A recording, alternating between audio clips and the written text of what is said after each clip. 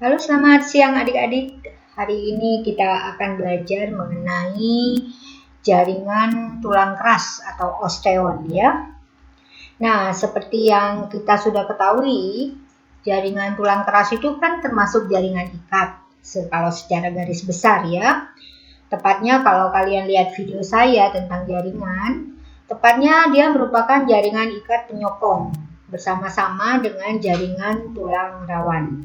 Ya, oke. Nah, jaringan tulang keras ini bersifat kaku dan sangat keras yang membentuk rangka tubuh kita, ya, yang membentuk rangka tubuh kita sehingga dia fungsinya dia merupakan penyusun sistem gerak atau alat gerak pasif karena dia dilekati atau ditempeli oleh otot kita ya.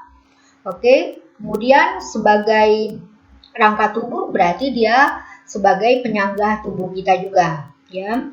Kemudian fungsi lain dari tulang keras itu adalah dia akan membentuk sel-sel darah seperti eritrosit, leukosit maupun trombosit ya. Nah, kemudian dia juga menjaga keseimbangan kadar kalsium dalam tubuh kita yang seperti kita ketahui bahwa pada matriks tulang keras ya terdapat yang namanya kalsium fosfat. Oke ya, sampai situ. Nah, jaringan tulang keras ini terdiri dari sel-sel yang membentuk tulang keras yaitu osteosit. Ya. Oke. Nah, jadi kalian udah tahu bahwa yang sel yang membentuk jaringan tulang keras itu adalah osteosit, ya. Nah, kalian bisa lihat gambar di sini ya. Tulang keras itu dilindungi oleh satu yang namanya periosteum.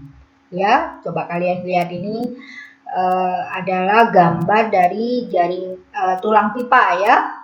Nah, di sini kalian bisa lihat ini adalah lapisan terluar, itu namanya adalah periosteum.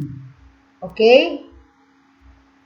Ya, jadi membran terluar daripada tulang keras itu adalah periosteum. Kemudian kalian bisa lihat di sini nih, ya.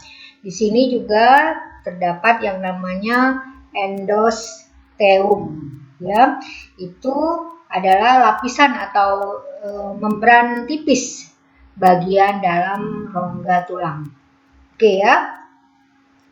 Nah, ini kalau diperbesar maka endosteum seperti ini nih.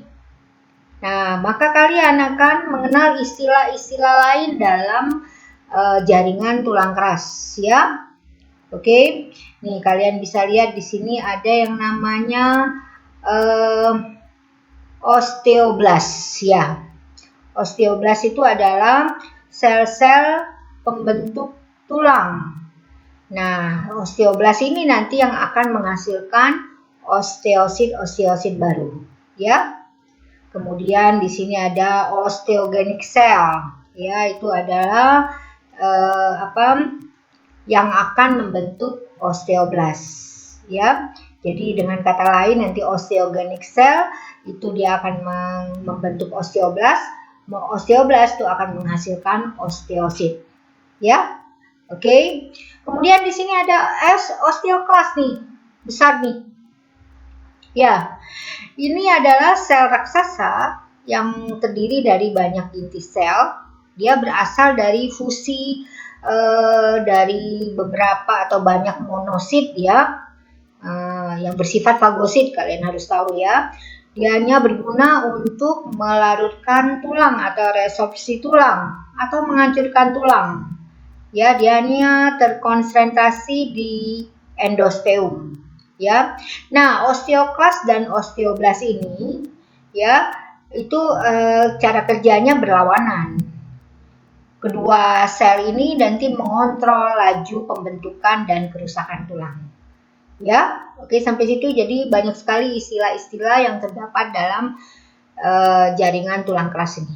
Ya, nah nanti sel-sel yang ada di dalam tulang keras itu dia akan membentuk sistem Havers. Kita lanjutin ya sistem Haversnya yuk.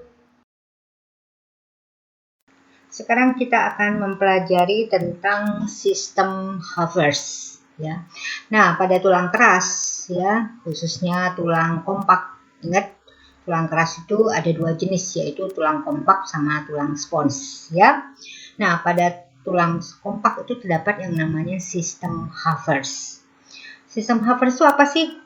Sistem Havers itu adalah suatu kesatuan sel-sel tulang atau osteosit ya, dan matriks tulang yang mengelilingi sebuah saluran atau yang disebut dengan Haversian Canal atau kanal Haversians ya. Nah, kanal Haversian ini adalah saluran pusat atau saluran sentral dari jaringan tulang keras ya atau osteon, di mana di dalam kanal Haversian tadi terdapat pembuluh darah dan pembuluh saraf. Nah, karena itu kalau terjadi fraktura ya atau fisura, maka fraktura kalian tahu ya, itu adalah patah tulang ya, maka akan terjadi pendarahan atau sakit yang sangat ya, karena di dalam tulang juga terdapat pembuluh darah dan saraf. Nah, Havers sendiri itu diambil dari nama dokter Inggris yaitu Clopton Havers. Ya, dokter ini yang pertama kali melakukan penelitian mikroskopik terhadap struktur tulang. Dia hidup tahun 1657 sampai 1702. Ya, oke. Nah, untuk mengetahui tentang sistem Havers, kalian lihat dulu ya gambar yang pertama. Oke.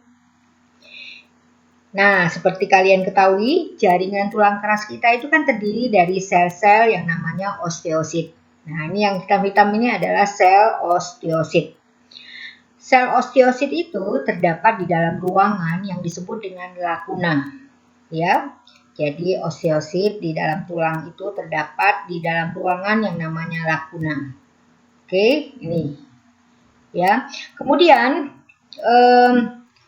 terjadi atau terdapat penjuluran sitoplasma dari sel osteosit ya keluar dari lakuna ya ke matriks tulang.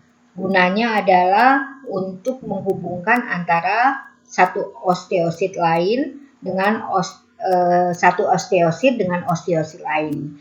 Itu penjuluran sitoplasma itu disebut dengan kanalikuli. Oke, sampai situ ya. Jadi kayak gini sel osteosit yang ada dalam tulang. Nah, kemudian sel yang tadi, sel osteosit tadi ya, yang beberapa osteosit itu yang terdapat di dalam lakuna itu akan membentuk lapisan lempeng tulang yang tersusun secara konsentris. Lihat ini gambar kedua ini ya. Jadi dianya tersusun secara konsentris. Oke. Nah, di tengah-tengahnya terdapat saluran Havers atau yang disebut dengan kanal Haversians ya. Yang tadi saya bilang bahwa saluran Havers ini terdapat pembuluh darah dan saraf. Oke ya, sampai sini jadi seperti ini ya. Nah, diperbesar lagi. Dia ini tulang kita nih ya. Tulang kita terdiri dari sistem Havers. Ini salah satu sistem Haversnya ya. Oke. Nah, ini ya salah satu dari sistem Havers. Di tempat lain juga banyak seperti itu. Ya. Nah, jadi kalian bisa lihat di sini ada sistem Havers, ada periosteum yang saya udah jelaskan sebelumnya ya. Nah, di sini juga ada yang namanya kanal Volkmann atau disebut dengan saluran perforasi. Ini adalah saluran kecil ya di tulang yang melintang. Coba kalian lihat ini ya, dia melintang ya. Nah, saluran Volkmann ini ya menghubungkan antara saluran Havers dengan periosteum ya, dan juga mengirim pembuluh darah dari periosteum ke tulang.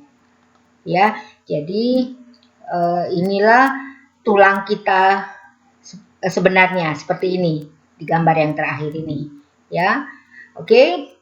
Nah, sampai di sini dulu mengenai jaringan tulang keras atau osteon, ya. Mudah-mudahan kalian mengerti.